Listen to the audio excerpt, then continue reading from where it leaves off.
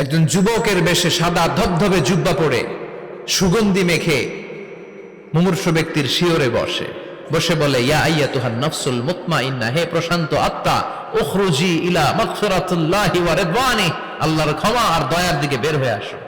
বলা মাত্রই মুমিনের আত্মাটা স্মুথলি বের হয়ে আসে।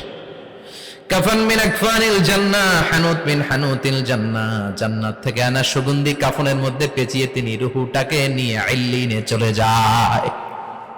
সরাসরি দেখে মালাকুল মাউতকে।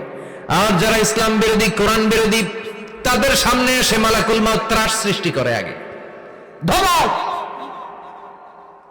হাইওয়েতে মাঝে মাঝে ডাকাতি হয় না? বাসগুলোর মধ্যে যখন ডাকাতি হয়, বাসে থাকে 50 জন, ডাকাত ঢুকে 5 জন, এই 5 জনের ভয়ে সবগুলো পেশাব করে দেয়। কারণ ত্রাস সৃষ্টি করে। এসেই চাইনিজ কুড়াল দিয়ে আগে কুবায় দেয় 4-5 জনের। রক্ত দেখে কি দেওয়ার সব আগে রেডি করে রাখে।